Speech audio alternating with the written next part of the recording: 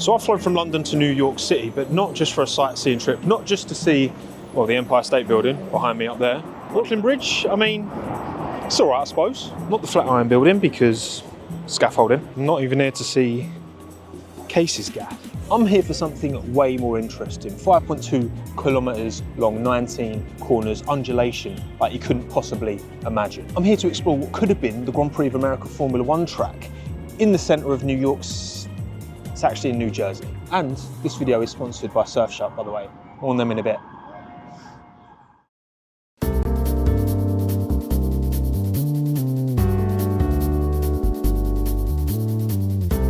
Many locations were considered for New York City's Grand Prix. Liberty State Park, right next to the old girl herself, was scrapped after resistance from locals and environmental groups. Staten Island would have meant the race was actually in New York, but met similar resistance to that at Liberty State Park. Even Randall's Island, situated on the junction of Manhattan, Queens and the Bronx, was considered, but space and infrastructure limitations got in the way. Instead, it was reported back in August 2011 that a street circuit in Weehawken, New Jersey had been proposed. A track that would go on to be named the Port Imperial Street Circuit. Now obviously Port Imperial, water, port, implies water. We're Pier 76, we're New York side right now. Let's do it the old fashioned way. Let's get a boat. I feel like you're very exposed out here. I think if there was a Grand Prix here, the wind would be a big factor. Manhattan's got all the big buildings, but the New Jersey side is like completely flat in comparison, and it does pick up a breeze. Look, you can't lie. That would be an insane backdrop for a Grand Prix, would it not? Come on. That box is easily ticked by the Port Imperial Grand Prix. But now we've got to check out the actual track itself and see if it can deliver. So let's familiarise ourselves first. This is the port, okay? So this is the port that I've just come over in. And then here we have what I believe was meant to be the pit buildings. The track was meant to come through here. The start-finish line is meant to be up here somewhere. But of course, this is a end view, which is it looks like it's, I don't know, it might be flats up there actually, and parking and Dunkin' Donuts. There's no way this becomes a Grand Prix track again. That ship has plenty sailed because it's been fully taken over by a garage and Dunkin' Donuts and all that. Lights out and away they go. Short little straight here into a sharp left-hander coming up. The road's not particularly wide here, but there's a lot of pavement. So they've definitely, I mean, I'm assuming it wouldn't be as wide as this, right? Going into this turn one here. Pulls, this is what I like to refer to as a low moment. When Tommo has a moment that is an L, because turn one's not here. It's about 100, 150 meters further back. How do I manage to f up turn one, Minton? Like, what is this? And it's not like I can just pop back and reshoot, is it? Because I'm back in England now, aren't I? Let's just carry on like nothing's happened. There is plenty of width here. There's plenty of width here actually to make this quite an interesting corner. Obviously we are right by the water, so you want to make sure that the cars aren't getting too close to that. I really do feel like I can picture the pit stuff building being there, definitely, in an alternative universe. In an alternative universe where they'd raised the capital, because that was the problem. Do you know what? We're going to take this opportunity walking up this hill to talk about today's video sponsor, Surfshark. Now, of course, I'm British, flew over this morning from London to New York. Geo restrictions, they are a thing, okay? Now, of course, every Christmas, a little bit of a tradition is to watch all the Harry Potter films. Now, I had a look earlier today and I wasn't too happy because back home, Netflix basic plan, you can watch them fine. A couple of adverts in there, which is weird, but you can watch it fine. Over here, Netflix basic plan, you can't watch any of them. But then you switch on Surfshark and all of a sudden, jobs are good. And there's a squirrel over there. With Surfshark, you can virtually change your location to over 3,200 servers in 100 countries worldwide, from New York to New Zealand.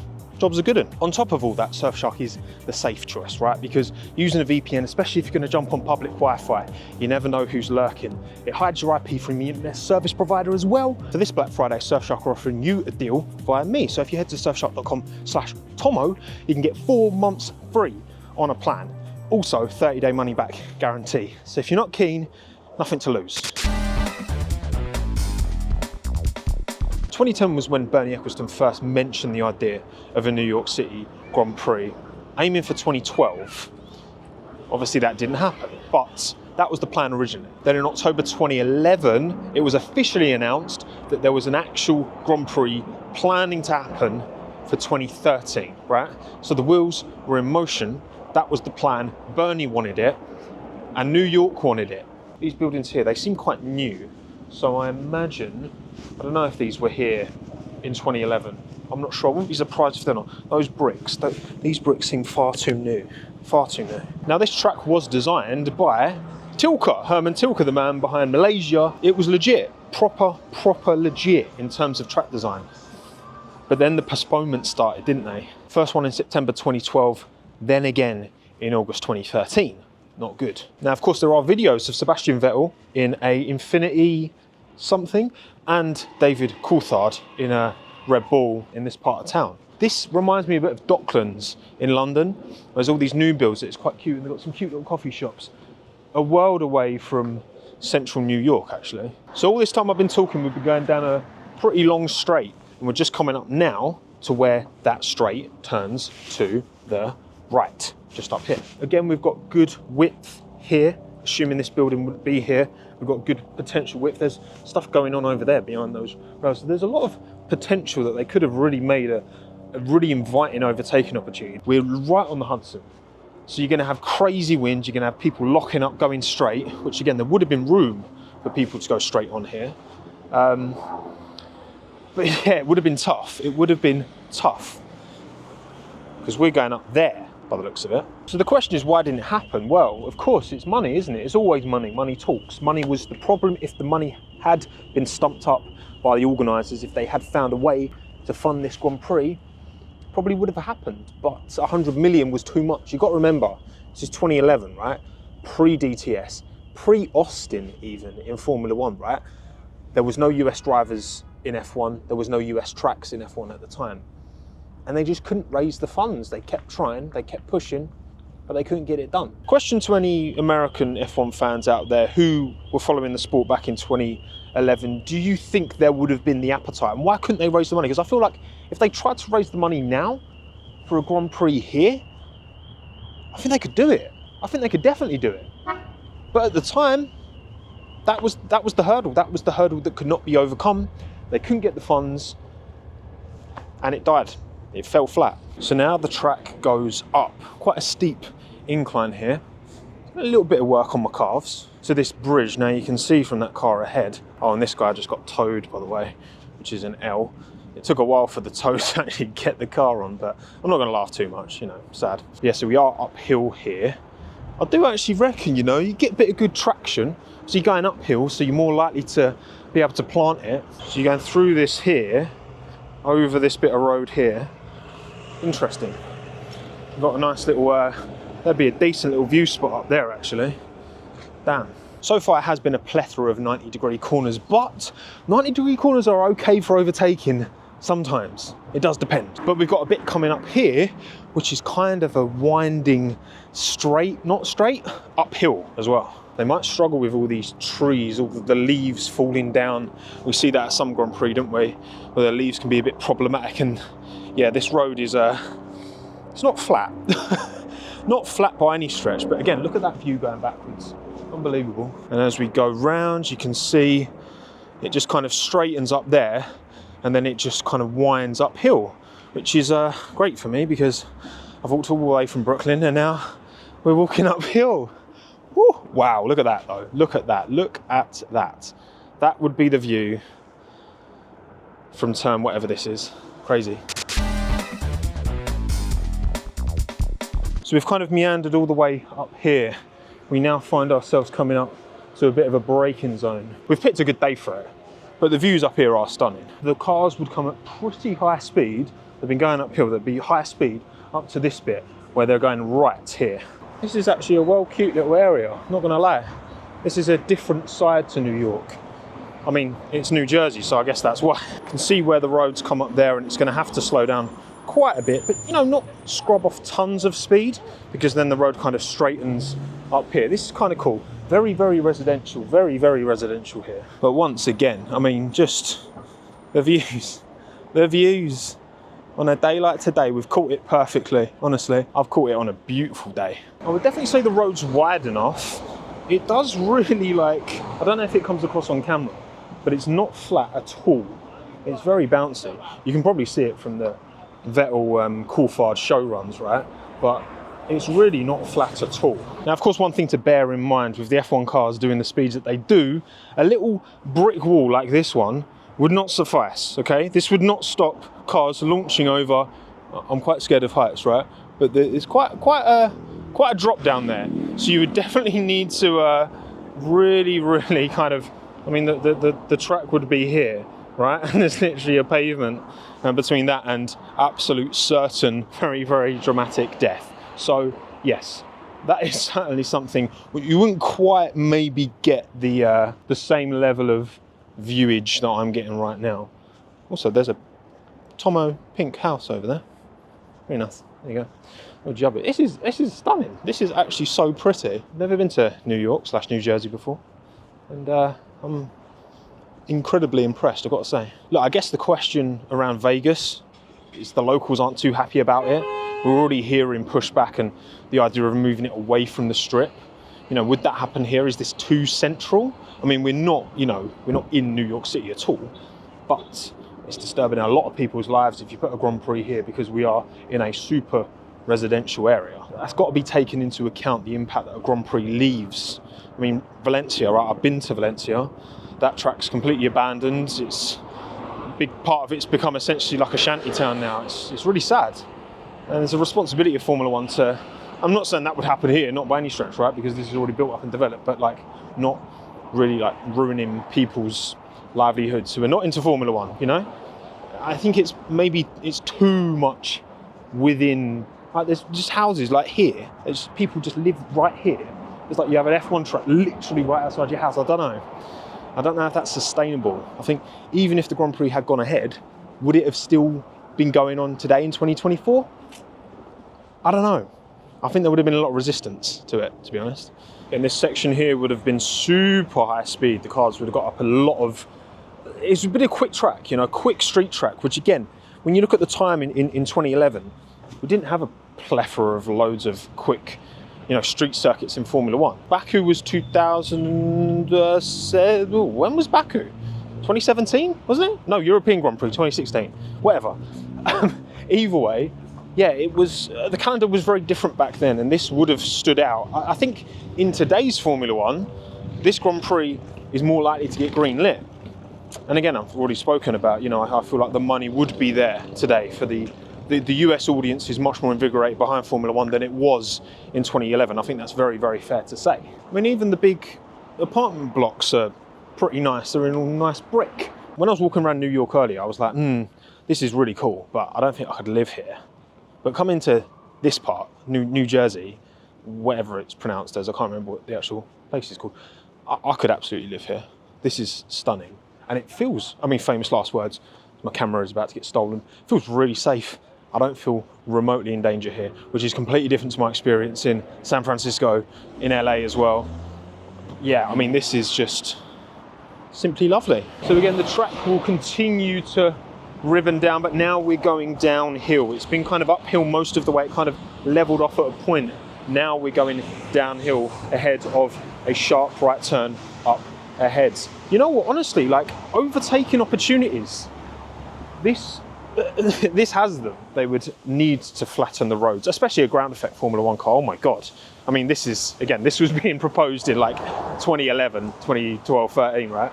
Way before ground effects. But yes, that would have been an issue, a potential issue. Could they justify retarmacking the whole road just for F1? I'm not so sure. Cars come down here, nice and flat, nice and wide. Heavy braking zone here at this lovely, cute little junction. It's just all so cute here. And then we're going downhill. You can see the traffic coming up here. So again, this is another 90 degree, okay? I would say the corners don't have a lot of character, but then outside of Monaco, find me a street circuit with corners with character, you know? It's hard. And then, as you can see, you've got a nice downhill bit. It'd be a bit tricky on exit here, try not to slam into that concrete wall. But you know what? Speed limit 25. Not sure if that would be appropriate for the F1. This looks like it's been resurfaced actually. This would be perfect for F1. This tarmac's lovely jubbly, right? Happy days. They just need to do all the rest of it as well, which wouldn't be cheap, but then F1 nowadays is bringing in a lot of money, so yeah. Still got the banging views. Again, we've hit it at golden hour, right? We've hit it at a beautiful time for it. Follow the bus, basically. I reckon the bus has got the line, right? Maybe stick on the outside, I don't know. Maybe you'd want to hit the apex, but probably not the smartest idea for a bus to try and hit an apex. Again, I know you'd have big catch fencing with the Formula One. There'd be a lot of caveats, right, that would change the vibes of this track. But vibes, I've got to give it a 10. I mean, even look at this, right? This bit here looks like it could be a corner on an F1 track. Like, it's sweeping, it's kind of down the inside.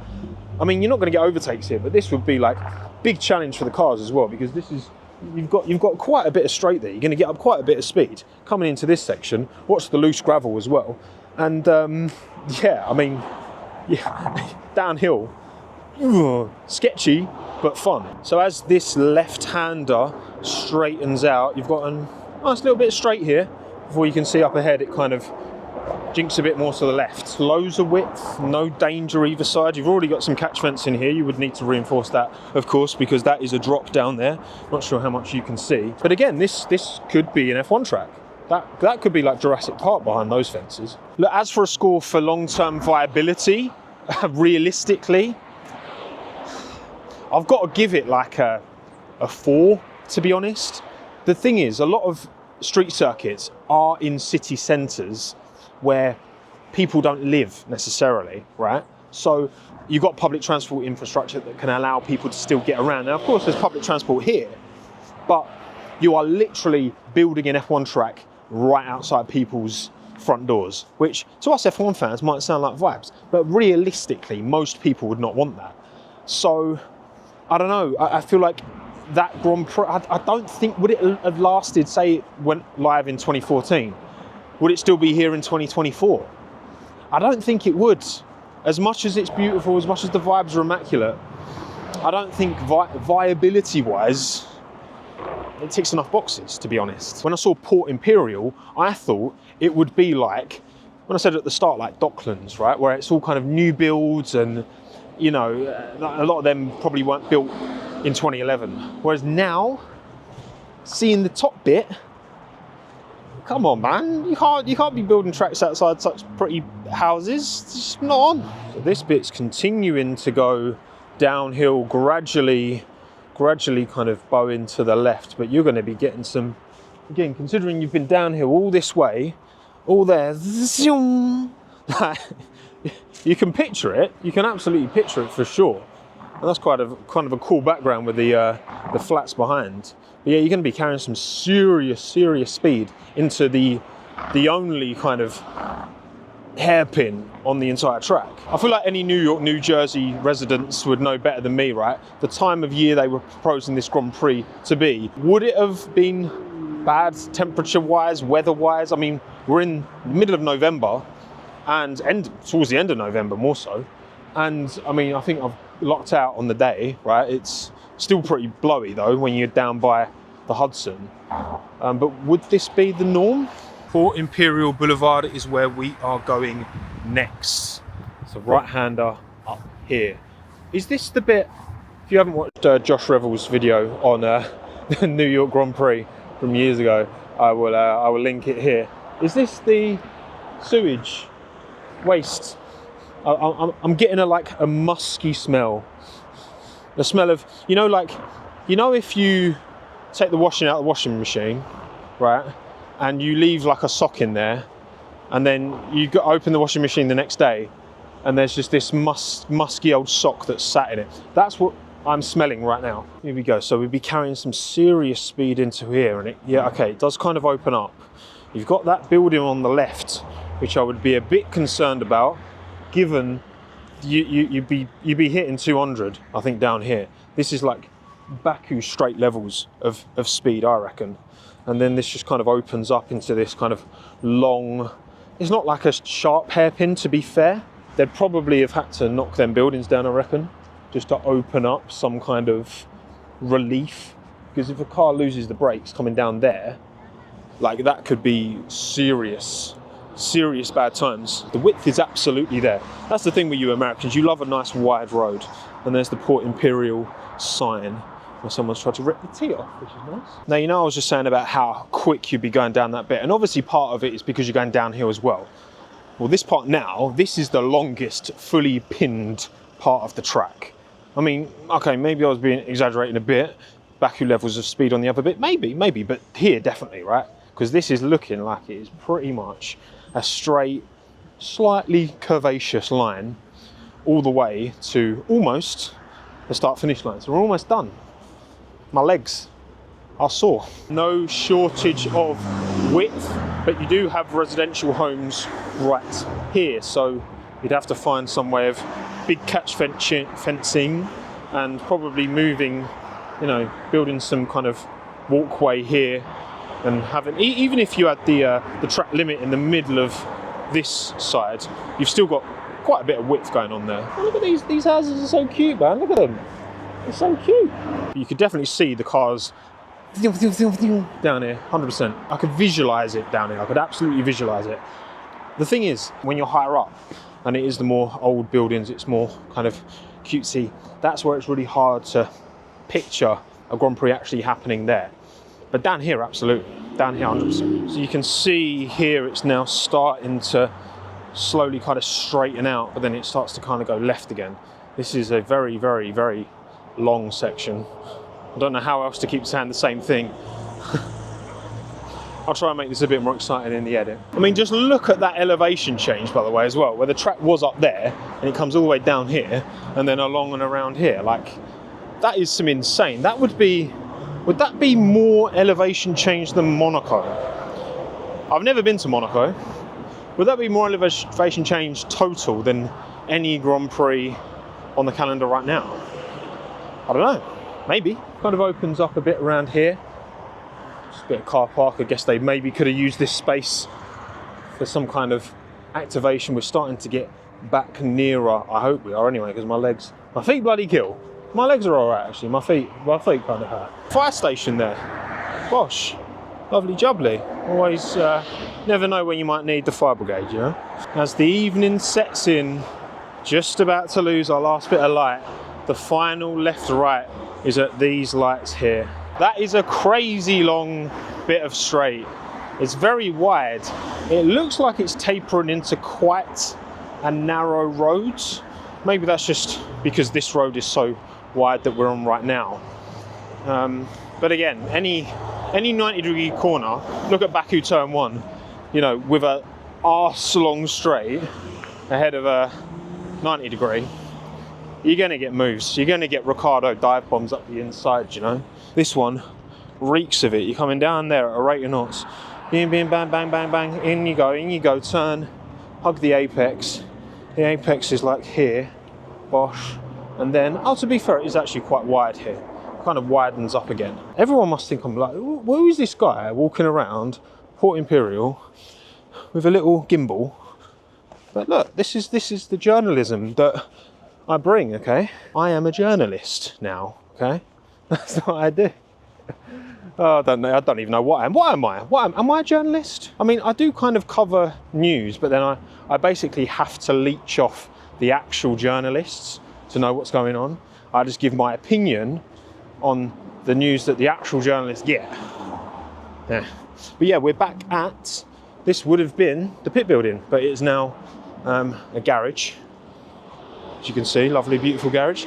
You could have had F1 in you. You could have, and you didn't. So yeah, we'll come down there and then brake again, another 90-degree round here, and we're back on the straight. So we've done the right-hander there. Tell a lie, I don't think that was actually a pit building. Maybe it could have been, because that's over here. But look at that view. Damn, insane. That is the building. That is the building that would have been the pit building. Obviously, it's been developed since, and that's the port back where we started. Then the cars come down here, through here, past the Port Imperial Port, back in front of the big shopping centre, and that is a lap complete of the Port Imperial Formula 1 track. I need to count my steps, because that was a lot.